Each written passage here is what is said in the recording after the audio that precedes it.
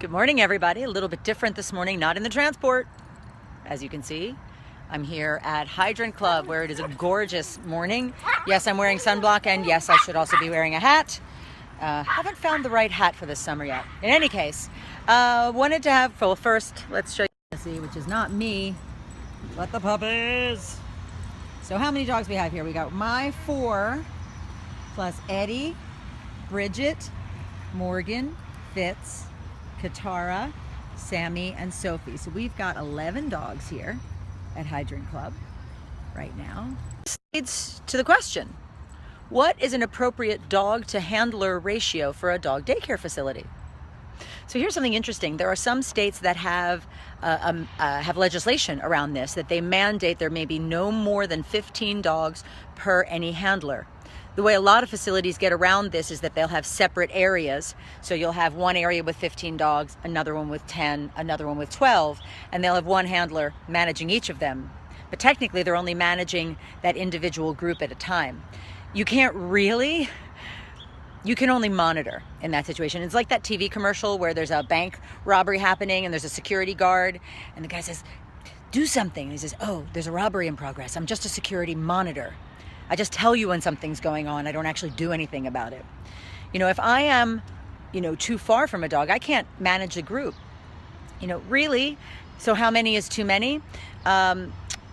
We do not in the state of Nevada have any legislated ratio. I enforce a no more than 15 dogs per handler. It's usually between 10 and 15 depending on the handler's skills.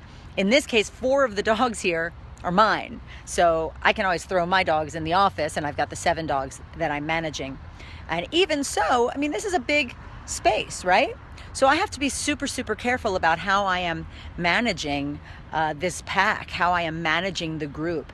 This is where the behavioral evaluation is crucial for a dog daycare facility or any dog care facility, because I have a fairly set of expectations about the behaviors of these dogs. Now, what I can also see over there is a member of our club who now is coming over to the park. So in about 3, 2, I was going to say 3, 2, 1, but it looks like they're taking a minute. But it takes a little while, but once they see these dogs, all the dogs are going to go over to the fence, and I have to be able to manage that. So to manage that, I need to not be talking to you guys. So I'm going to take off, but we're going to talk a little bit more later in part 2 about dog to handler ratio, why that's important, and how to manage it. And there it is. Actually, rather than signing off, I changed my mind. I'm going to show you gate management here. So this is one of the biggest mistakes people make in entering a dog park, is they just bring their dogs in, their dogs are excited, and they just unleash them. But Mike is very adept at park entry. So the first thing he's going to do, he's going to take a minute, he's going to get his dog's leashes off, and then what I'm going to do as the responsible party for him here is manage this pack inside. And clear it out so that Mike can come in smoothly.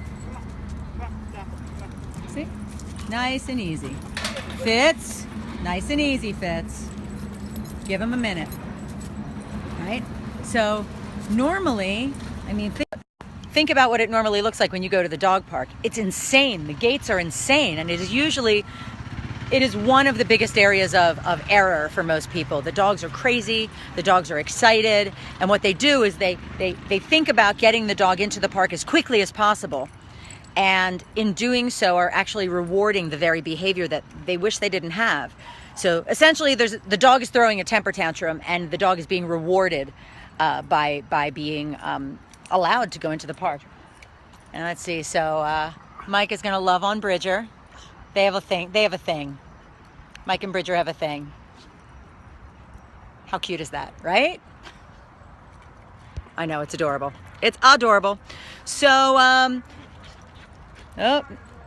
Bridger, behave yourself. Okay, so gate management, that was just a little primer on that, but dog to human ratio, you really don't want more than 15 dogs maximum, and that is 15 dogs that are well-behaved, well-mannered. Here, I'll get my hydrant in the background. Well-behaved, well-mannered, behaviorally stable, and that have manners and social cues and boundaries.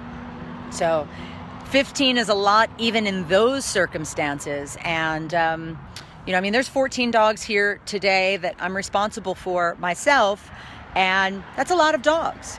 Now, the good news is, like I said, 4 of them are mine. So if I need to reduce that back, I just throw my dogs in the office. But it is very important when you seek a dog care facility. One of the questions that you should ask is, how many dogs is each individual handler responsible for? And on top of that, ask, what kind of handling are they doing? Go, Chip, go. Chip's going to run around and see Chip take a little lap. What kind of handling are they doing? So that's the drill for now, and more later.